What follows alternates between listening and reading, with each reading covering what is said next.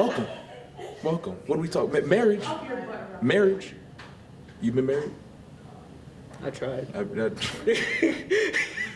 So Is this the actual intro?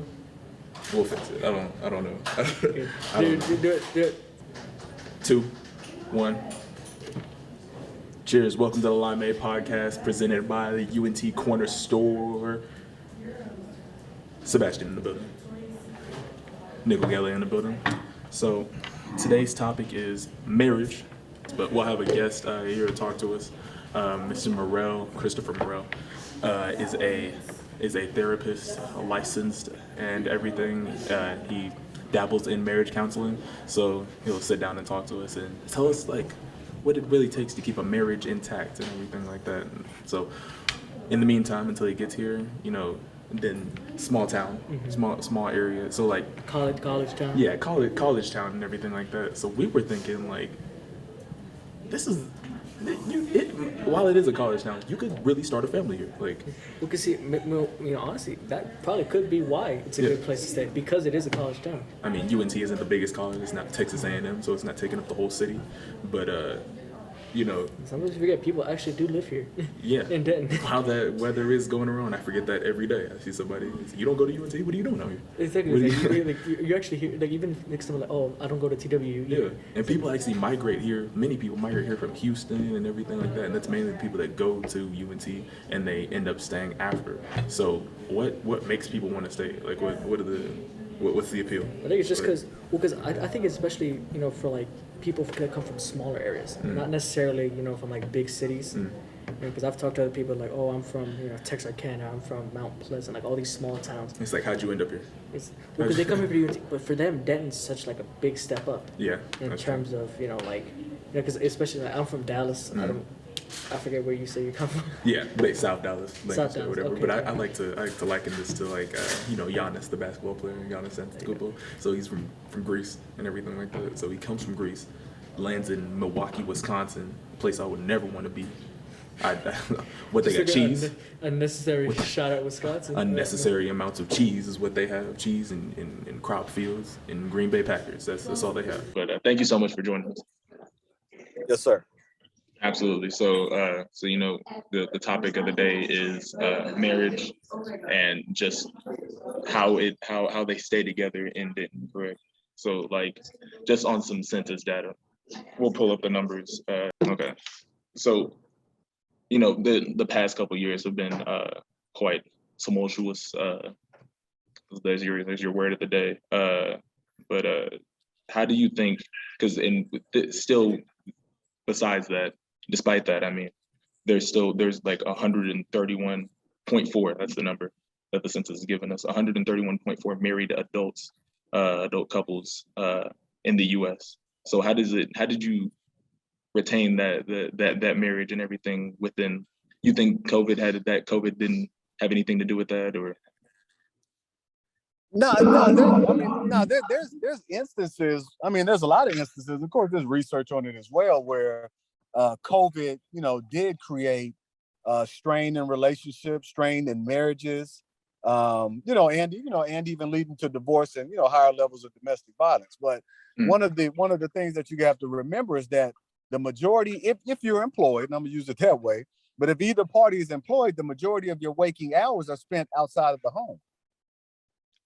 So to be in closer proximity, what I'm saying, with someone for that period of time, there's a certain level of unfamiliarity and maybe even a certain level of irritant, that kind of gets baked into that situations because we're not used to operating like that for that period of time.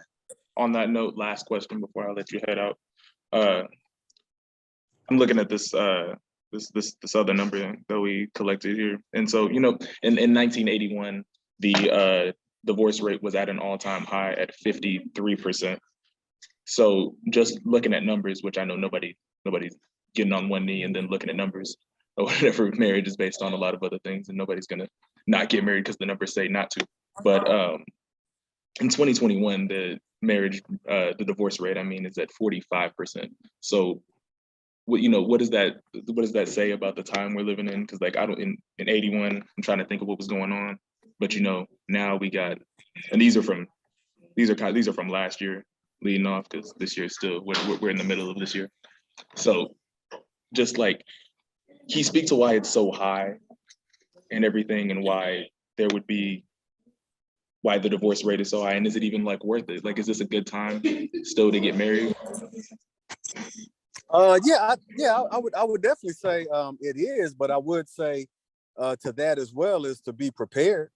So premarital counseling, doing your own, self-evaluation, and making sure that you're prepared for that long-term commitment. So it appears to be, more fashionable or easier to, detach from a marriage, these days. You hear about, individuals being divorced or not making it, and it seems like a viable option many times versus working through it.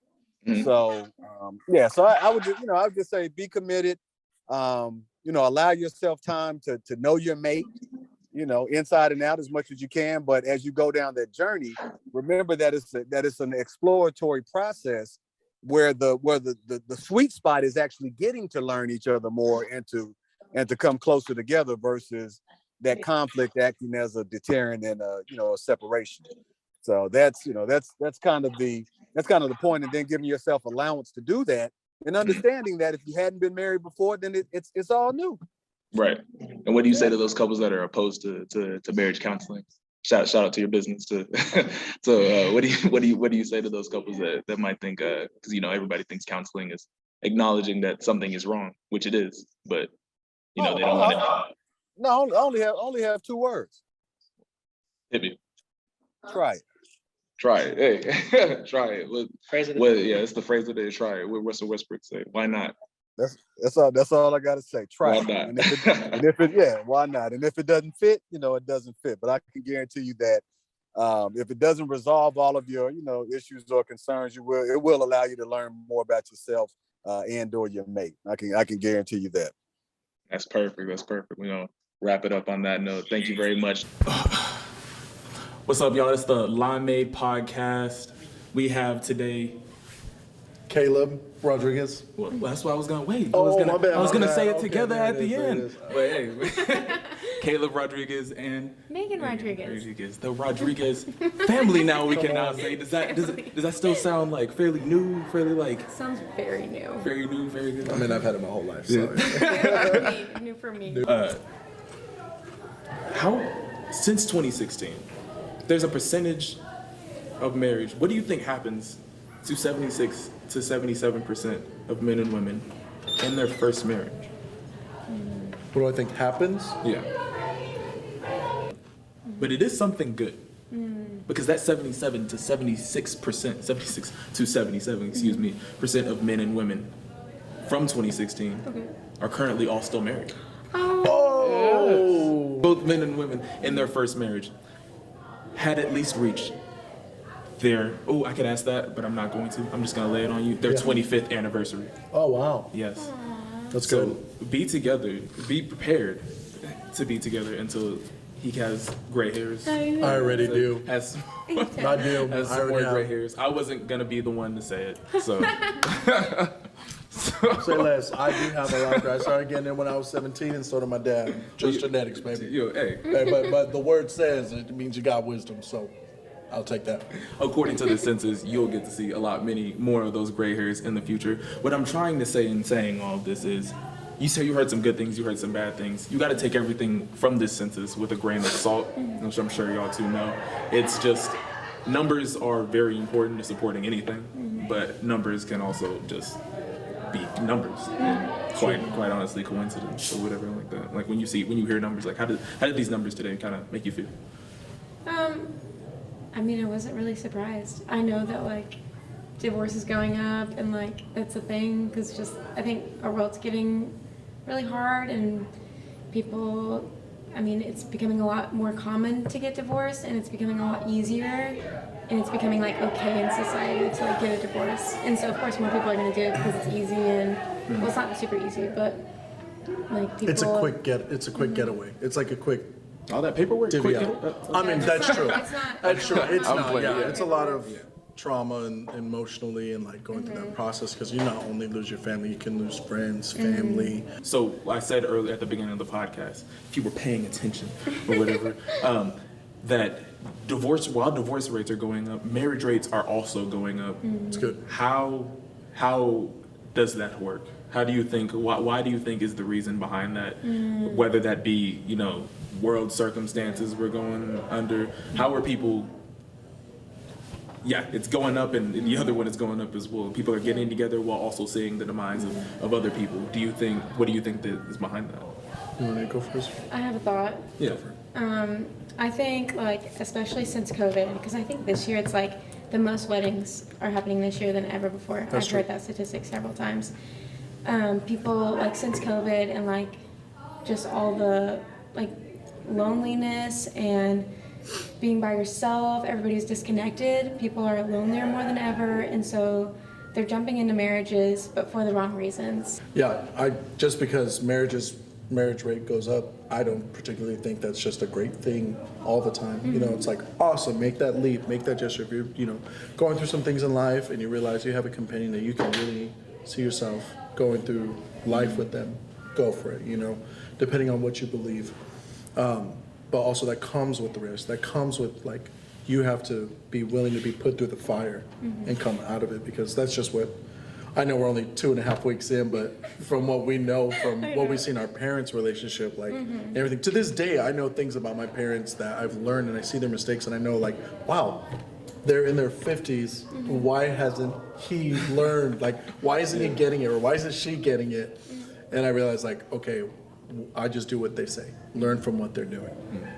And so, since divorce rates are going so high too, it hasn't just been now, it's been a lot. And we see a lot of relationships coming out of from broken families in a sense. And I think that will have an effect on how you think and how you were raised, and to be because for some people who, let's say, grew up in a toxic household, broken home, and no one was really there to kind of show them the way, like a mentor or a friend or something, or even a friend who has great parents in that kind of sense. They grow up seeing relationships from media, from movies, from other stuff, and everything. And if that's all they base it on, that's a big risk in pain and not knowing how to deal with conflict in relationships.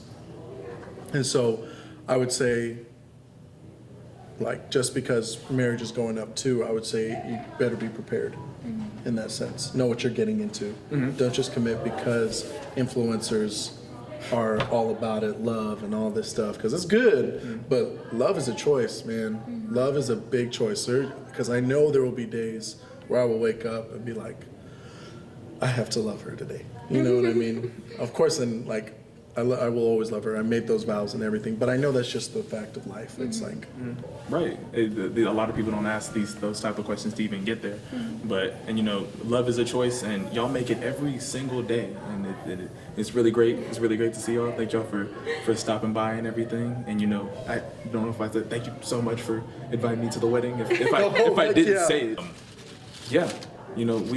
we answered some hard questions around here. And that's what we do here on the Limeade Podcast, this very first episode that we've ever done. Maybe it'll continue, maybe it won't. Thank y'all so much for stopping by. Thank you for having us. The Rodriguez family, and keep it bright like the limelight. Yes, yeah, keep it bright like the limelight. Thanks for joining us.